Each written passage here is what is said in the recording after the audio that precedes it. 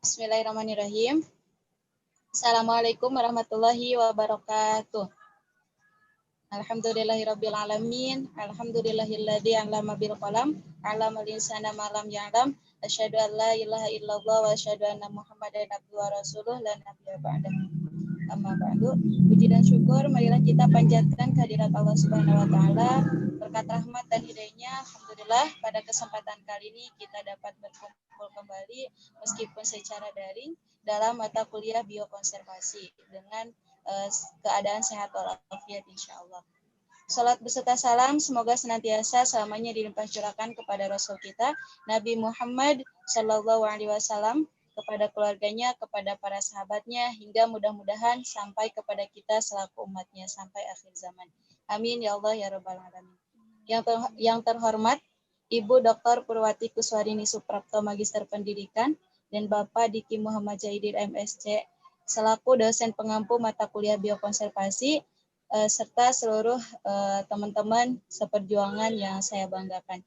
Nah, insya Allah di sini kami dari kelompok 7, saya Nok Fatimah, kemudian ada rekan saya Merin Mustika Rahayu dan Yuli Kurniati. Di sini akan membahas atau mempresentasikan tentang konservasi sistem perairan. Mungkin untuk mengefektifkan waktu, kita buka saja acara presentasi kali ini dengan bacaan basmalah bersama-sama. Bismillahirrahmanirrahim. Nah, untuk selanjutnya langsung saja ke pemateri yang pertama, kepada Merin Mustika Rahayu, saya persilahkan. Oke, terima kasih sebelumnya kepada moderator yang telah memberi kesempatan pada hari ini. Oke, materi pertama dari konservasi sistem perairan adalah reservoir keanekaragaman hayati global. Nah, lingkungan air tawar dan juga laut termasuk di antara lingkungan dunia ekosistem yang paling beragam. Bahkan jika dianggap pada dasar kepentingan pribadi manusia, mereka pantas mendapatkan perhatian. Nah, sistem air tawar itu mengandung 0,01% dan dari air dunia dan hanya menutupi 0,8% permukaan bumi.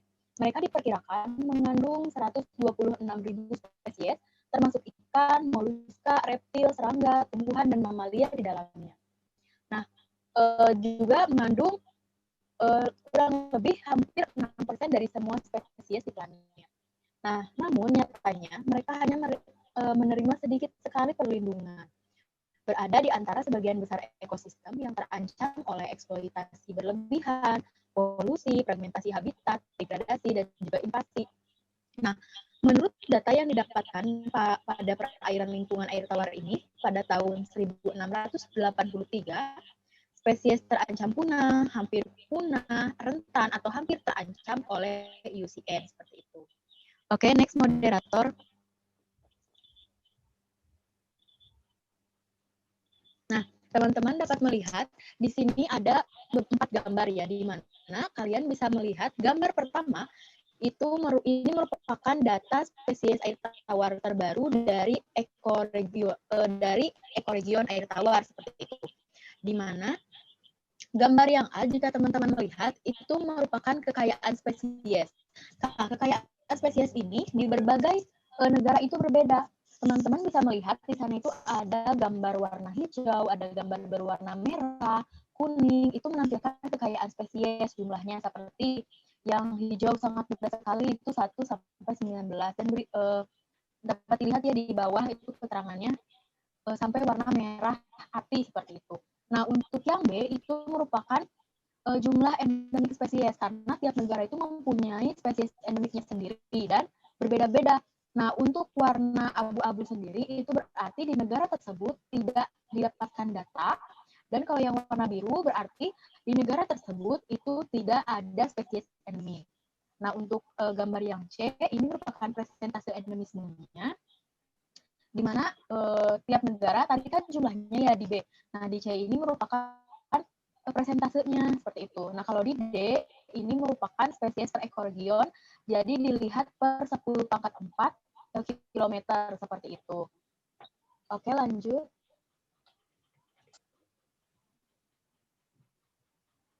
Nah, di sini ada sifat dasar dari perairan, di mana yang pertama ada air memiliki kapasitas panas yang lebih tinggi. Jika dibandingkan dengan udara, Nah, air ini bisa menyerap dan juga menyimpan panas dalam jumlah banyak dengan relatif sedikit perubahan suhu. Ini membuat lingkungan akuatik lebih stabil daripada lingkungan terestrial seperti itu. Lalu yang kedua itu kepadatan air lebih besar daripada udara. Nah, kepadatan air lebih besar dibandingkan udara.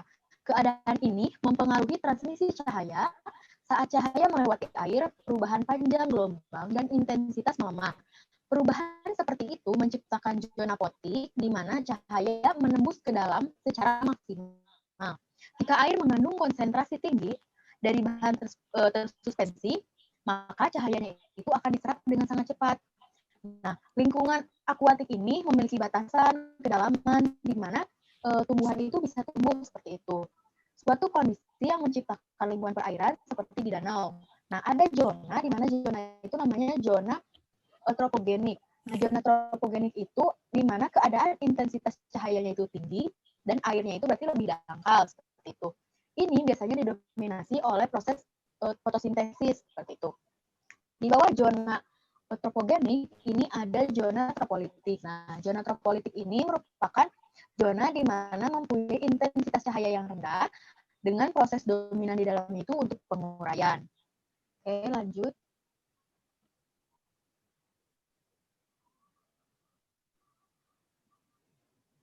Nah, ekosistem air tawar sendiri secara luas ekosistem air tawar ini dibagi menjadi dua. Ada sistem lentik dan juga ada sistem lotik seperti itu. Yang mungkin teman-teman juga sebelumnya telah mengenal apa itu sistem lentik dan juga sistem lotik. Oke, lanjut.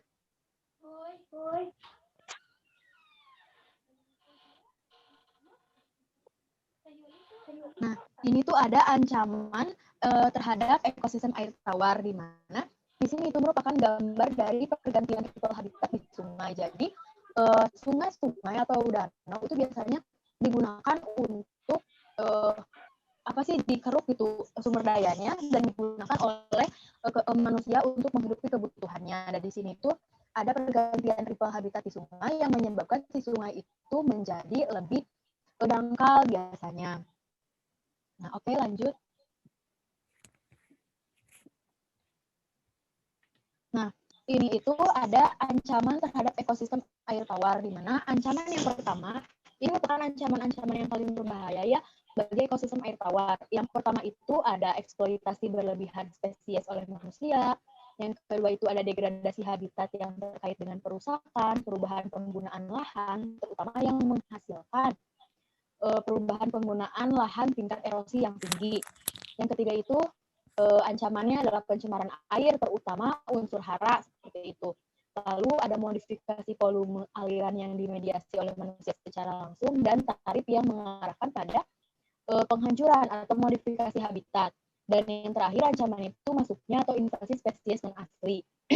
Nah, teman-teman bisa melihat di sini itu ada keterkaitannya, ada 5 komponen yang saling terkait di mana dapat dilihat untuk over exploitation di sini itu eksploitasi berlebihan, terutama ini sangat mempengaruhi vertebrata air, termasuk di dalamnya itu ikan, reptil dan juga amfibi. Sedangkan untuk 4 lainnya seperti flow modification, species invasion, habitat degradation dan juga water pollution itu akan mengancam semua bentuk kehidupan di air tawar. Terutama juga ada perkenalan spesies akuatik ya, di mana ini sangat berbahaya pada sistem air tawar karena nantinya akan mengalami tingkat stres yang lebih tinggi seperti itu. Oke, lanjut. Nah, ini tuh ada juga mengenai kita membahas tentang degradasi kimia dan juga biologis.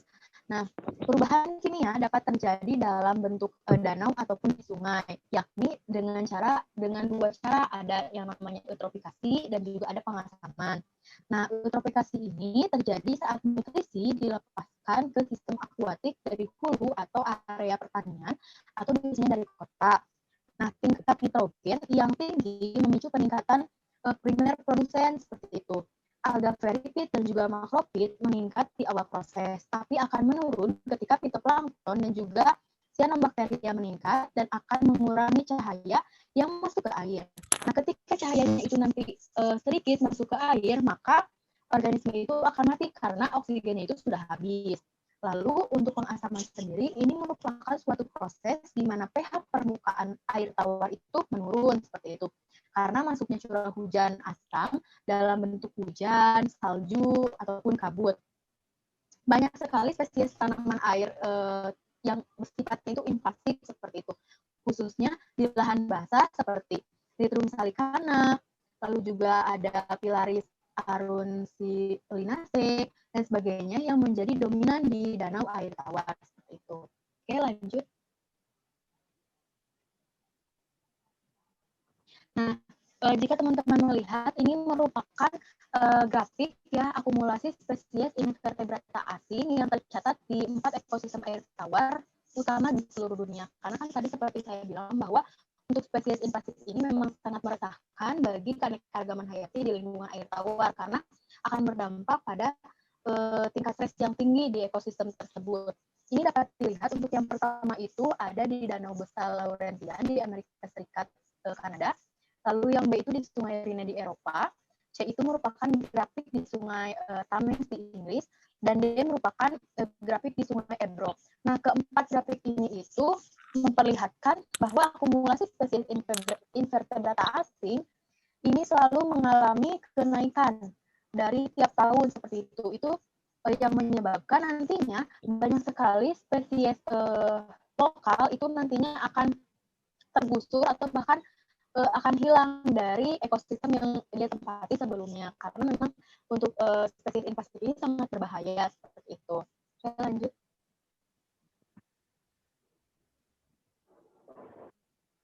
Nah, selanjutnya ini mengenai bendungan, tanggul, dataran banjir, aliran penyitaan dan juga konektivitas.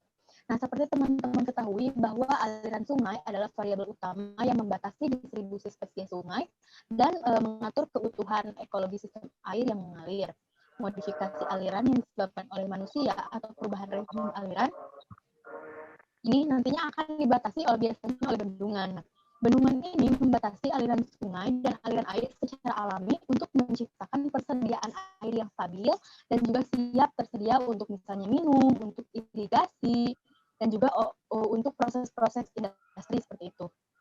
Nah, bendungan ini menyediakan tenaga hidroelektrik, rekreasi, dan juga pengendalian banjir. Tapi bendungan apapun itu tidak peduli apapun ukurannya, ketika dia itu menyebabkan menumpuknya sedimen, dia akan menurunkan kualitas air di reservoir seperti itu. Sehingga ketika sedimennya itu menumpuk, nantinya itu akan mengurangi jumlah energi yang bisa dihasilkan dan juga akan membatasi rekreasi dan akhirnya kehilangan efektivitas dalam pengendalian banjir. Nah, salah satu cara yang dapat digunakan untuk mengelola aliran di ekosistem air tawar itu biasanya dengan alokasi air lingkungan atau yang namanya EWAS. Nah, sistem ini meniru variabilitas alami dan menyediakan aliran selama siklus tahunan seperti itu. Lanjut. Nah, di sini itu kalau teman-teman melihat ya, ada driver utama atau prinsip yang mempengaruhi alam atau rejim aliran terkelola di sungai yang menunjukkan sungai itu memiliki keanekaragaman hayati yang dipengaruhi melalui mekanisme yang saling terkait. Rejim aliran alami sungai mempengaruhi keanekaragaman hayati air melalui beberapa mekanisme yang saling terkait yang beroperasi pada skala spasial dan temporal yang berbeda. Hubungan antara keanekaragaman hayati dan sifat fisik habitat air kemungkinan besar didorong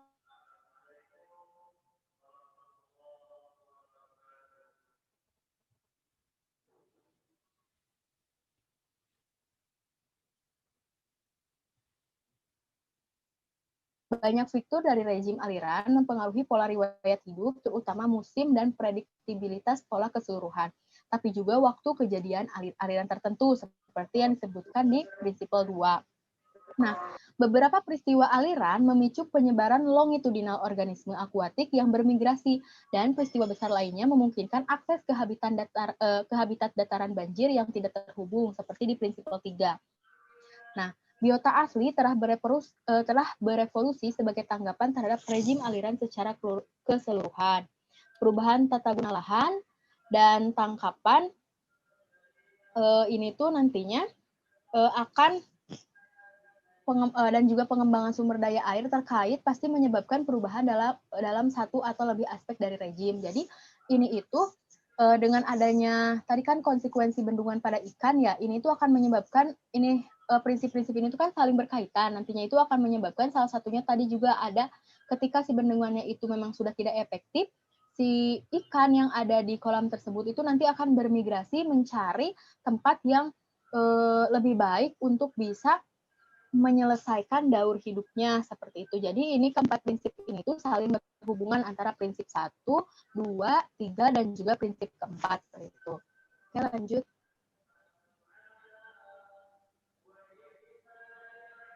Nah, ini itu seperti teman-teman lihat ya bahwa gambar 8.6 ini merupakan zonasi longitudinal Waduk Itaipu di bagian atas lembah Sungai Parana berhasil menunjukkan bagaimana proses ekologi utama berubah dan berbeda di setiap zona. Di sana kan dapat dilihat ya ada berbagai zona juga. Nah, seperti tadi saya bilang bahwa kadang zonasi longitudinal ini nantinya itu akan mempengaruhi bagaimana migrasi dari si ikan tersebut ketika bendungan pada suatu daerah atau suatu zona itu sudah tidak efektif karena tadi menimbun terdapat timbunan dari sedimen seperti itu yang mengakibatkan kurang efektivitas dari yang namanya bendungan tersebut sehingga itu ada migrasi. Nah, teman-teman bisa melihat juga di gambar 8.7 itu merupakan perubahan kekayaan dan juga kelimpahan. Nah, di gambar yang atas itu merupakan yang di Sumbu Y ya. Sumbu Y itu merupakan perubahan kekayaan. Sedangkan di Sumbu F itu zonanya jadi ada litoral, pelagik, dan juga deep seperti itu. Nah, yang tra itu artinya transisi, lak itu laktusin, dan ada tra ya, riff, tra, dan laktusin seperti itu. Tra itu transisi, lak itu laktusin. Nah, ini itu perubahan dari masing-masing zona setelah adanya migrasi. Nah, untuk yang warna itu agak gelap, itu pada tahun 1987 sebelum adanya bendungan seperti itu. Nah, kalau pada yang warna putih, itu pada tahun 1997 ketika sudah adanya bendungan. Jadi dapat dilihat bagaimana perubahan kekayaannya. Nah, untuk yang grafik di bawah, itu merupakan perubahan kelimpahannya. Kalau yang di atas perubahan kekayaan, yang ini perubahan kelimpahannya. Sama itu juga di masing-masing zona untuk sungai yang juga transisi laktrusin di Itaipu Reservoir di Brazil seperti itu. Jadi ada perubahan antara tahun 1987 dan juga tahun 1997. Dapat dilihat seperti apa ya perubahannya karena memang mencolok sekali. Ini antara yang 1987 dengan 1997. Oke, lanjut. Nah, ini itu merupakan macam-macam ikan dan juga teman-teman bisa melihat bagaimana memang ikan itu bermigrasi pada tahun 1977. Kalau teman-teman melihat ini di yang grafik yang atas itu hanya ikan-ikan yang di daerah bukan di daerah tapi ikan-ikan dengan jenis yang ada di sebelah kiri saya aja nih yang paling banyak, sedangkan semakin ke kanan itu semakin tidak ada ikannya dan belum muncul waktu itu. Tapi karena memang tadi ada migrasi dari si ikannya, maka pada tahun 1997 dan juga 1987 itu muncullah ikan-ikan baru yang memang ada di Sungai Itaipu seperti itu. Itu karena adanya pembangunan waduk Itaipu. Jadi spesies yang bermigrasi itu yang masuk mencolok seperti itu. Oke, lanjut. Nah, untuk pengelolaan habitat air tawar untuk konservasi ya. Nah, ini itu ada mengelola input kimia dan fisik ke sistem perairan. Karena masalah seperti sedimentasi, eutrofikasi, dan juga pengasaman didorong oleh input, maka di sini itu harus diperlukan solusi dari masalah tersebut. Solusinya adalah input peraturan. Manajemen terbaik untuk menguranginya itu salah satunya yang pertama juga mengurangi penggunaan pupuk, terutama di tanah yang sangat mudah terkikis dan di dekat tanah daerah aliran sungai. Yang kedua itu membutuhkan pemupukan khususnya fosfor, nitrat, dan nitrit dari sumber perkotaan. Yang ketiga mengurangi erosi di lahan pertanian. Dan yang keempat itu mendorong budidaya metode yang kurang merusak struktur tanah seperti itu.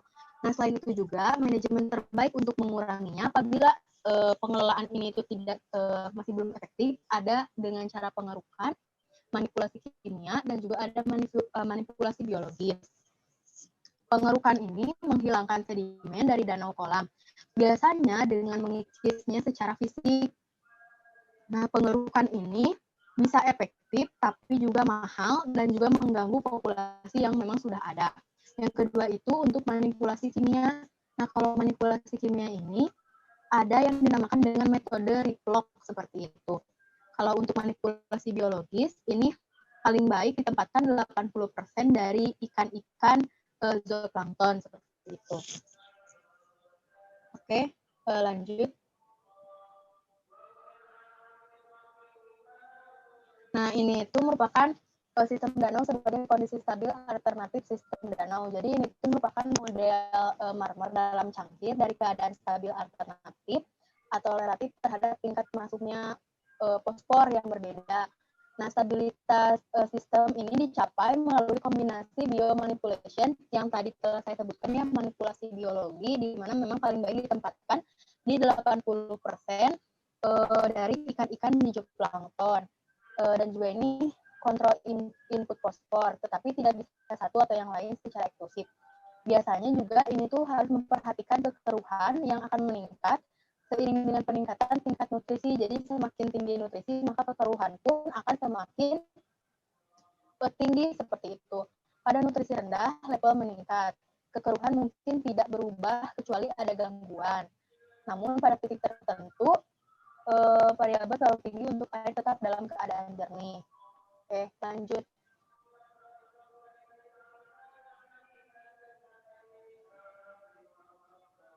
Nah, ini itu merupakan gambar di mana hubungan antara yang namanya itu ada yang namanya makrofit dengan klorofil ya. Jadi di sumbu Y itu merupakan klorofil, lalu di sumbu X itu ada hubungan yang atas itu kita lihat itu keberadaan makrofit.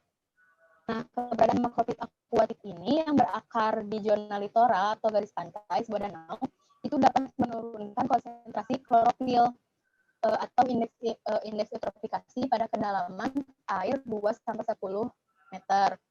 Jadi dengan adanya makrofil ini bisa menurunkan si klorofil seperti itu. Tapi kalau kita lihat di bagian yang bawah itu adalah hubungan klorofil dengan konsentrasi dari suhu. Nah, saat suhunya itu meningkat, konsentrasi klorofilnya pun akan ikut meningkat dengan cepat. Ini akan menyebabkan eutrofikasi di danau lebih mungkin terjadi dan kemungkinan untuk dapat dipulihkan oleh manajemen tindakan seperti itu. Jadi ini adalah hubungan klorofil dengan yang pertama itu ada tidaknya makrofit, dan di yang bawah itu hubungan klorofil dengan ada tidaknya dengan peningkatan temperatur seperti itu. Oke, lanjut.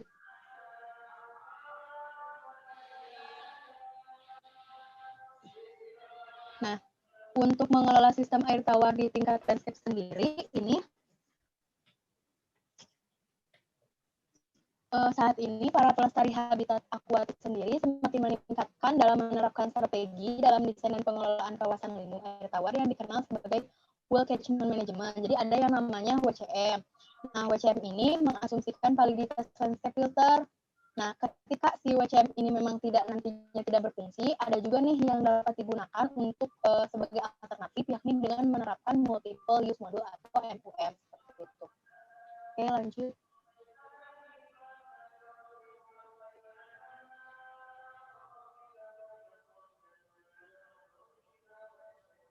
Oke, lanjut.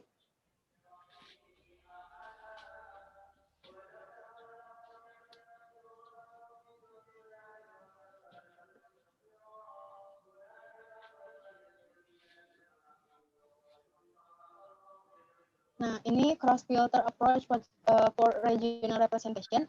Jadi cross filter ini diperlukan juga untuk konservasi di sistem akuatik ya, karena database dunia itu tentang kawasan lindung ini menunjukkan bahwa dari 426 ekor hijau air tawar di bumi, itu hanya sekitar 15% menikmati sebagian bentuk perlindungan, di mana spesies data tidak memadai representasi habitat regional. Nah, biasanya pendekatan cross filter ini atau pendekatan kasar berfungsi sebagai alat utama untuk merepresentasikan keanekaragaman hayati dalam perencanaan konservasi regional seperti itu. Jadi, cross filter ini bisa dijadikan suatu alternatif juga untuk pendekatan alternatif untuk bisa merepresentasikan keanekaragaman hayati seperti itu. Oke, lanjut. Mungkin cukup sekian yang dapat saya sampaikan. Saya kembalikan ke moderator.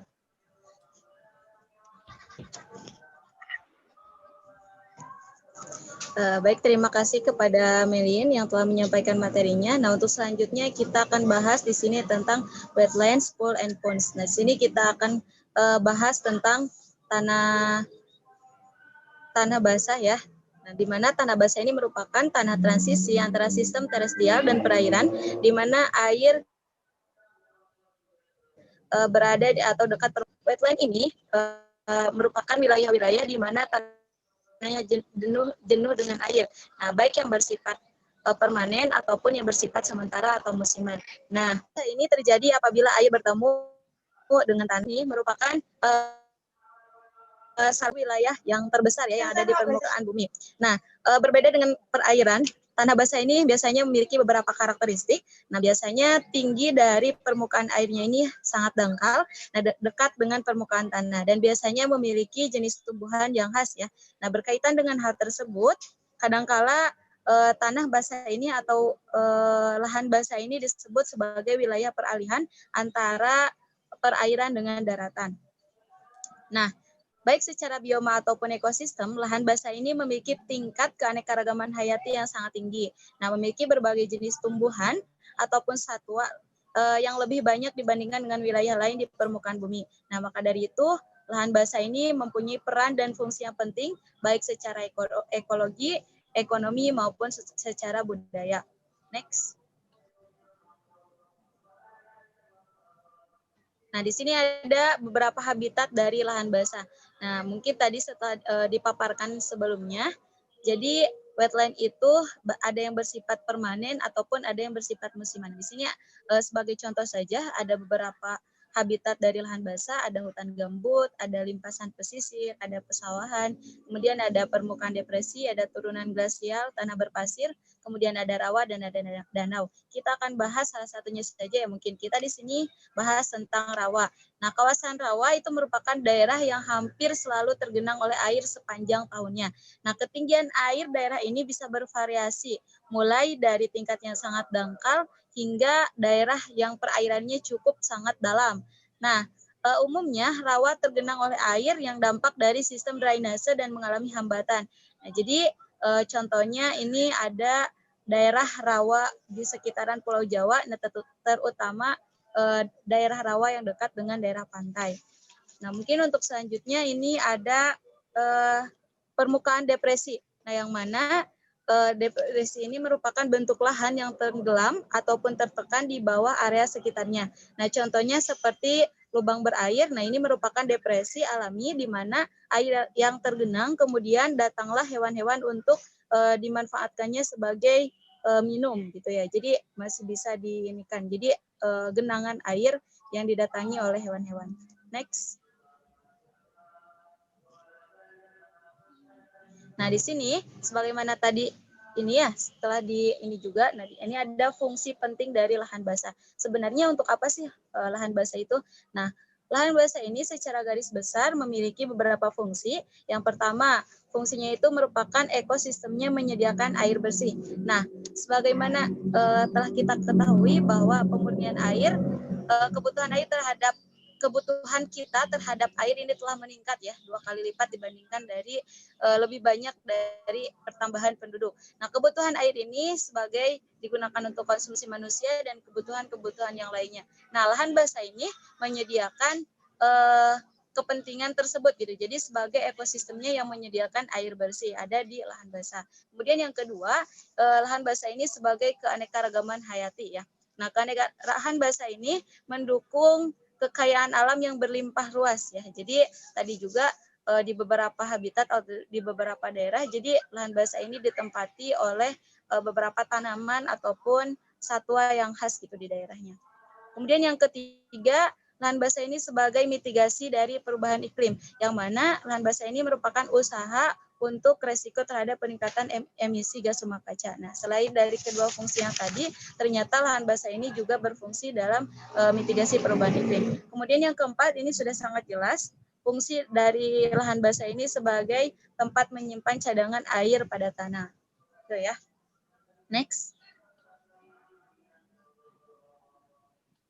Nah, yang selanjutnya ini ada hubungan antara hidrologi, lingkungan, dan fisikokimia. Nah, sebenarnya ini ada dengan biota juga ya, yang mana ini pada diagram ini bisa dilihat, biota ini berhubungan dengan hidrologi sebagai vegetasinya. Nah, kemudian apabila dihubungkan dengan lingkungan fisikokimia, ini mempengaruhi dari sifat tanah atau dari kandungan tanah-tanahnya seperti mineral, oksigen, dan lain-lainnya. Gitu. Jadi, ini satu kesatuan, jadi saling berhubungan antara hidrologi, kemudian lingkungan fisikokimia, dan biota.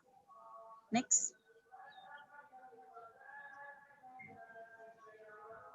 Nah, ini ada beberapa kebijakan dan praktik yang melindungi habitat air tawar. Nah, di sini sudah dijelaskan berdasarkan Undang-Undang Nomor 5 Tahun 1990, yang mana kawasan pelestarian alam adalah kawasan dengan ciri khas tertentu, baik di darat maupun di perairan, yang mempunyai fungsi perlindungan sistem dari kehidupan, pengawetan satwa, serta pemanfaatan secara lestari sumber daya alam hayati dan ekosistemnya. Jadi sudah sangat jelas ini kebijakan praktik dan melindungi habitat air tawar ini harus dipulihkan ya. Jadi harus senantiasa dijaga agar ekosistemnya tetap teratur dan rapi gitu. Bisa dimanfaatkan secara lestari. Nah, kemudian seperti sebagaimana kita ketahui kan tadi lahan basah ini atau habitat air tawar ini jadi sudah mengalami beberapa penginian fungsi, jadi sudah tidak kadangkala sudah tidak berfungsi sebagaimana mestinya. Jadi tugas harus ada kebijakan ataupun peraturan yang memang bisa mengembalikan fungsi dari ekosistem habitat air tawar tersebut. Next.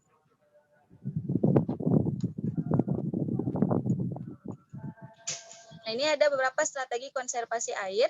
Nah, yang mana strategi ini yang pertama ini melalui pemanenan air hujan, dan yang kedua melindungi sumber daya air di dalam tanah. Jadi harus memanfaatkan sesuai dengan kebutuhannya saja. Jadi jangan berlebihan dalam penggunaan konservasi air gitu. Jadi agar si kekayaan alam konservasi air ini tetap bisa terjaga. Next.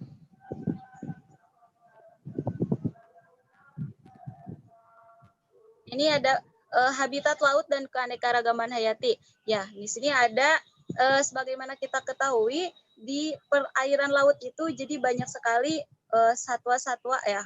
Jadi hewan-hewan yang hidup di sana gitu. Jadi sangat harus dilestarikan dan sangat harus dijaga kelestariannya, keanekaragaman hayati yang ada di sana.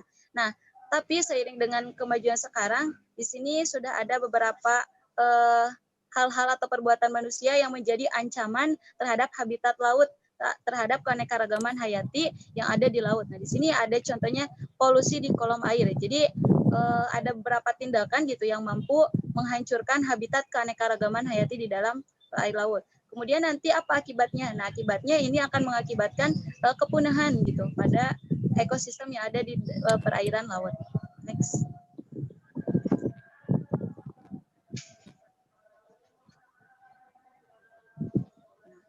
Untuk selanjutnya mungkin akan dijelaskan oleh rekan saya, Yuli Kurniati, tentang eksploitasi populasi laut yang berlebihan. Kepada Yuli disilahkan.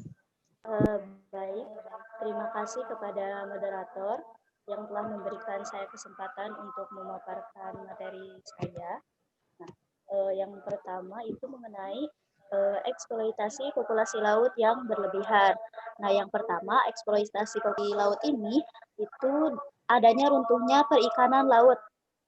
Nah, ini runtuhnya perikanan laut ini dilaporkan oleh Lewison dan rekan-rekannya kepada Akademi Amerika Serikat bahwa sejak 1950 total produksi perikanan telah meningkat dari 19,3 juta ton menjadi lebih dari 154 juta ton. Itu menurut Lewison et al. Nah, kemudian walaupun tingkat panen tersebut tidak berkelanjutan, tetapi semakin mengarah ke fenomena yang disebut penurunan tropik, yang ditandai dengan penurunan besar-besaran atau hilangnya megafauna sepenuhnya di ekosistem laut.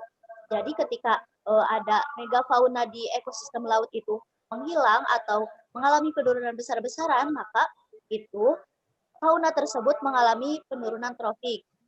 Nah, selanjutnya, di antara laut besar ekosistem dunia, ekosistem landas timur laut Amerika Serikat secara historis menjadi salah satu yang paling produktif dan banyak dieksploitasi secara besar-besaran dari semua perikanan laut.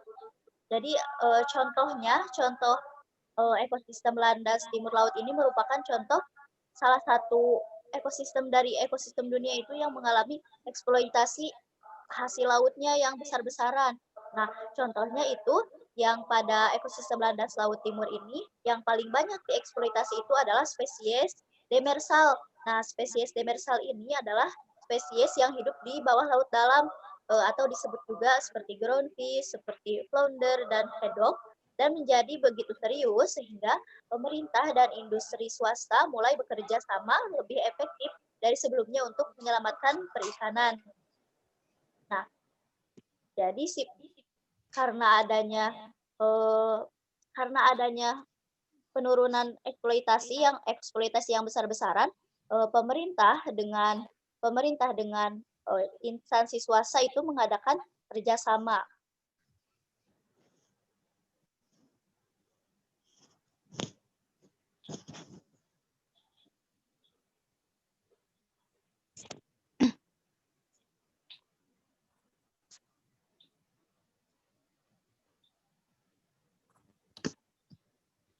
Nah, beberapa upaya-upaya yang dilakukan oleh pemerintah, dengan instansi swasta itu dengan cara mengesahkan Undang-Undang Perikanan Berkelanjutan Amerika Serikat pada tahun 1996. Nah, jadi sejak diberlakukannya undang-undang tersebut, pembatasan eksploitasi itu semakin banyak diberlakukan. Tapi hebatnya, walaupun masih ada eksploitasi, spesies demersal itu yang berada di bawah laut itu menunjukkan pemulihan yang cepat dalam sistem ini. Setelah langkah-langkah konservasi diterapkan. Kemudian stok spesies pelagis atau yang berenang bebas pada lapisan atas laut, seperti ikan haring dan ikan kembung juga meningkat setelah upaya penangkapan ikan dan TAC. Nah, TAC ini adalah total eksploitasi atau total pemanenan ikan diberlakukan. Ini menurut Sherman et al. 2003. Nah, selain itu, eksploitasi berlebihan juga sangat mengganggu keseimbangan banyak populasi dan dapat membuat mereka lebih rentan terhadap penurunan yang terkait dengan stokastisiti lingkungan dan demografis, sehingga stok dapat terus-menerus bahkan setelah eksploitasi dibatasi atau dihentikan sama sekali. Jadi dengan adanya eksploitasi berlebihan itu sebenarnya tidak hanya walaupun misalkan yang dieksploitasi itu hanya satu jenis populasi, tetapi kalau misalkan eksploitasi berlebihan itu bisa mengganggu populasi yang lain sehingga populasi yang lain juga sangat rentan terhadap penurunan populasi. Itu. Nah, contoh dari ini eksploitasi berlebih tadi, ini adanya teori surplus hasil. Nah, contohnya pada paus biru dan fungsi ekologis. Nah, bisa dilihat di gambarnya itu ada gambar paus biru atau Balaenoptera musculus. Nah, paus biru ini merupakan makhluk terbesar yang pernah hidup di bumi. Mengalami penurunan populasinya dari sekitar 239.000 individu di Samudra Selatan pada tahun 1905 menjadi sekitar 1.700 individu pada tahun 1956. Nah, penurunannya sangat itu sekali. Dari 239.000 hanya menjadi 1.700. Itu hanya dalam kurun waktu berapa puluh tahun seperti itu. Nah, karena adanya hal tersebut, sebagai hasil dari perlindungan, pada tingkat 7,3% per tahun, populasi yang sama juga diperkirakan mengandung lebih dari 5.000 individu pada tahun 2012. Nah, saat paus biru dan spesies paus lainnya pulih, beberapa suara di komunitas komersial laut telah mengembangkan variasi dari teori hasil berkelanjutan maksimum yang sekarang diskreditkan dalam bentuk model hasil surplus, mengatakan bahwa jika pemulihan paus besar berlanjut, mereka akan memakan banyak sekali ikan laut. Itu. Nah, bisa dilihat di slide yang ini ada pengaruh proyeksi pemulihan paus biru ke kelimpahan historisnya pada ketersediaan karbon bersih di lautan selatan. Jadi, model hasil surplus tradisional ini mengasumsikan bahwa semua produksi primer yang diperlukan untuk mendukung konsumsi krill oleh paus tidak tersedia untuk perikanan. Jadi, model hasil surplus ini mengintegrasikan bahwa produk primer yang dibutuhkan mendukung konsumsi krill dan produksi primer itu meningkatkan buang air besar atau kotoran kaya zat besi ke permukaan. Jadi, saat si populasi paus biru penuh, jadi si ikan laut itu mengalami ini karena di laut tersebut menjadi banyak kotoran-kotoran kaya zat besi dari si paus biru tersebut. Jadi ketersediaan karbon bersihnya itu menurun seperti itu. Nah, selanjutnya ada bycatch atau tangkapan sampingan. Nah, bycatch ini juga merupakan ancaman utama terhadap vertebrata besar yang ada di laut. Ancaman terhadap ekosistem laut itu tidak hanya muncul dari eksploitasi berlebihan spesies komersial yang ditargetkan. Jadi yang ditargetkan itu misalnya orang yang mengeksploitasi menargetkan ingin menangkap secara besar-besaran ikan laut misalnya. Nah, tapi karena dia kalau di laut kan dia misalkan menyebarkan jaring. Nah, ternyata yang tertangkap bukan hanya ikan laut, tapi misalnya ini nih, dilihat pada gambar ada penyu ini terbunuh karena terjerat alat tangkap yang dimaksudkan untuk menangkap spesies ikan. Jadi yang dimaksudkan untuk menangkap ikan, ternyata si penyu ini ikut tertangkap sehingga terbunuh. Sehingga si penyu ini juga ikut terancam. Seperti itu. Nah, jadi sejauh ini ancaman paling berbahaya dan paling luas dari semua ancaman bagi vertebrata laut yang lebih besar terjadi secara tidak sengaja. Seperti yang dijelaskan tadi ya, secara tidak sengaja. Jadi suatu bentuk kematian yang tidak diinginkan, yang berbahaya, yang dikenal sebagai tangkapan sampingan atau bycatch. Itu. Nah, selanjutnya ada untuk mengurangi efek bycatch. Nah, untuk mengurangi efek tangkapan sampingan ini, yang pertama ada penutupan waktu dan area selama periode pemanfaatan dan aktivitas vertebrata laut, khususnya hewan laut mamalia. Kemudian yang kedua ada mengurangi kemungkinan terjadinya perjumpaan antara spesies non-target dan peralatan memancing. Kemudian yang ketiga ada mengurangi jumlah upaya penangkapan ikan, terutama jumlah yang diperbolehkan kapal penangkap ikan di suatu area, atau jumlah peralatan yang ada diizinkan untuk dipasang oleh setiap kapal, juga akan mengurangi kematian akibat bycatch. Selanjutnya ada untuk melestarikan habitat laut dan keanekaragaman hayati melalui kawasan lindung. Nah, dalam hal ini berarti dengan adanya cagar laut. Nah, yang pertama kita bahas mengenai konteks manajemen, tujuan, dan strategi di cagar laut ini. Pendekatan dasar dari upaya konservasi laut ini menggunakan 3 hal. Yang pertama, untuk menciptakan rencana pengelolaan khusus kawasan yang mengarahkan upaya konservasi untuk wilayah atau spesies yang ditargetkan. Kemudian yang kedua, mendirikan marinir cadangan, di mana aktivitas mengambil hasil laut maksudnya itu dikecualikan. Dan yang ketiga ada penetapan kawasan perlindungan laut atau KKP. Nah, KKP ini biasanya memiliki peraturan yang tidak seketat cagar laut. Nah, menurut Agardi pada tahun 1997, ada 3 tujuan yang dirancang untuk dipenuhi secara bersamaan oleh cagar laut dan KKP, meliputi untuk melindungi keanekaragaman hayati laut dan pesisir, kemudian untuk meningkatkan produktivitas lokal di perikanan, atau setidaknya memastikan bahwa produktivitas laut tidak dirusak atau dieksploitasi yang tidak terkendali. Kemudian yang ketiga, memfokuskan upaya untuk restorasi kawasan penting yang mungkin terdegradasi tapi memiliki potensi untuk mendukung ekosistem laut yang sehat di masa depan. Bisa kita lihat di slide ini. Terus selanjutnya ada ini Great Barrier Reef di Australia yang berwarna-warni dan indah. Nah, ini merupakan perlindungan di tingkat ekosistem. Jadi si Great Barrier Reef ini merupakan salah satu contoh terbaik dari cagar laut yang dikelola secara komprehensif sebagai ekosistem fungsional. Great Barrier Reef ini. Nah, ini merupakan contoh kawasan laut yang dilindungi untuk konservasi keanekaragaman hayati laut, tetapi dikelola dengan pendekatan multiguna dan multizonasi yang memungkinkan aktivitas berbeda di bagian berbeda dari sistem terumbu.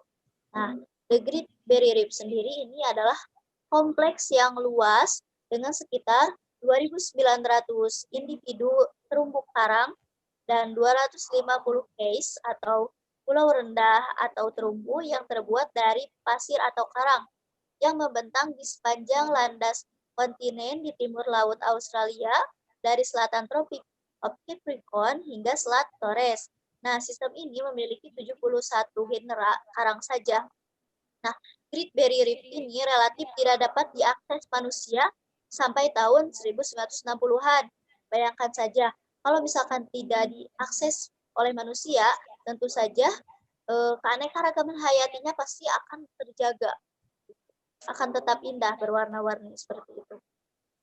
Nah, jadi cagar alam ini, cagar laut, diberikan untuk menghentikan atau menyelesaikan masalah atau degradasi terumbu yang ada, tetapi dibentuk untuk mengantisipasi masalah di masa depan yang baru saja mulai muncul.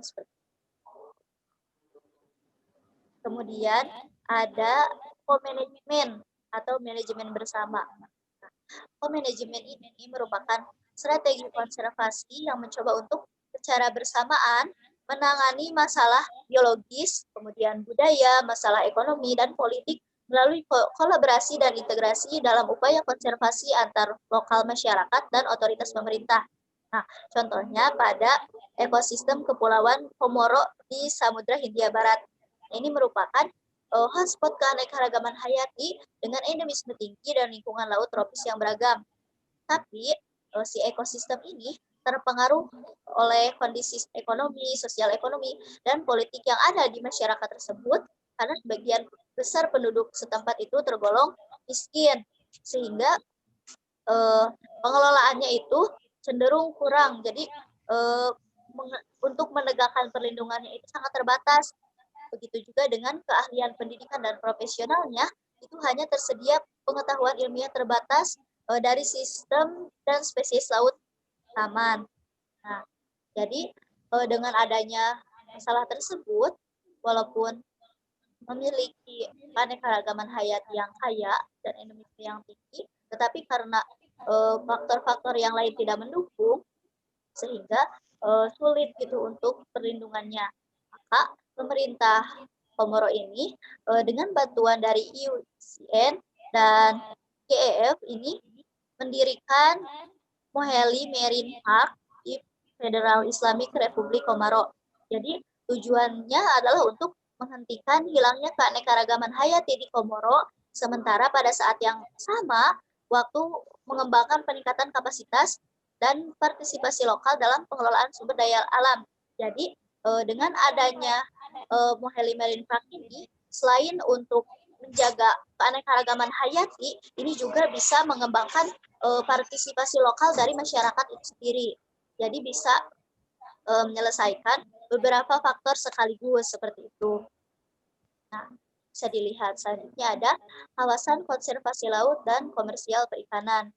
Itu ada gambar 8.38 ini merupakan gambar dari probabilitas stok ikan tetap pada ukuran yang lebih besar dari 60%.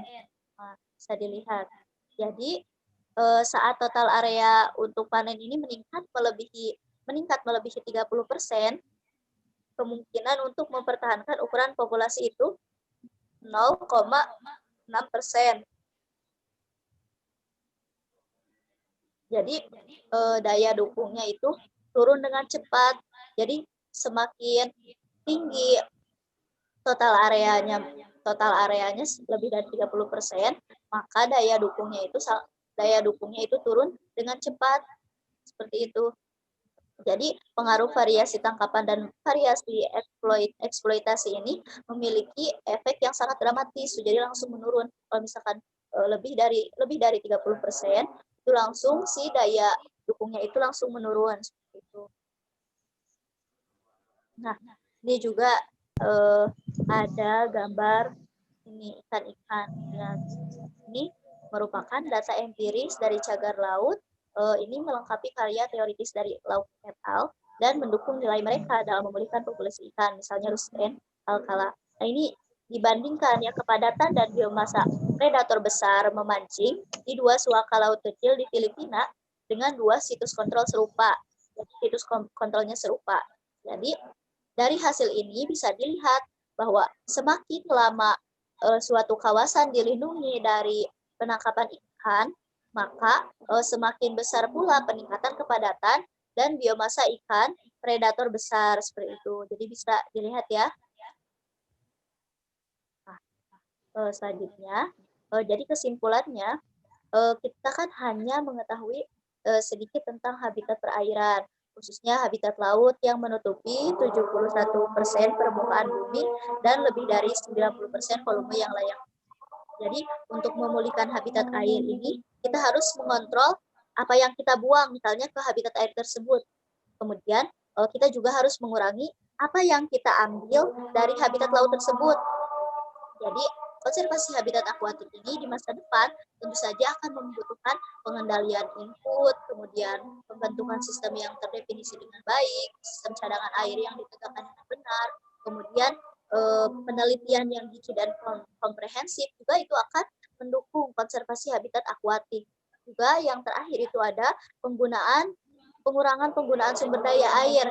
Jadi jika kita ingin melihat penggunaan berkelanjutan, itu kita harus mengurangi penggunaan sumber daya air. Nah, kemudian yang kelima itu ada kerjasama internasional, kemudian yurisdiksi dan kepemilikan masalah lingkungan laut dan lingkungan air tawar.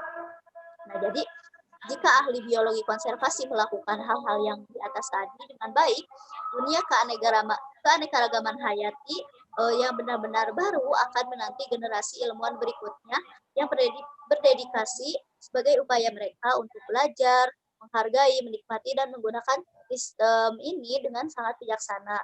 Seperti itu. Mungkin sekian yang dapat saya sampaikan. Saya kembalikan kepada moderator. Oke, baik. Terima kasih kepada Yuli Kurniati yang telah menyampaikan materinya, dan terima kasih juga kepada seluruh presentator yang telah memaparkan materinya. Mungkin hanya itu yang bisa kami sampaikan. Kurang lebihnya mohon maaf. Mungkin jika ada yang ingin didiskusikan, nanti kita akan diskusikan di forum pembelajaran. Sekali lagi saya ucapkan terima kasih. Wassalamualaikum warahmatullahi wabarakatuh.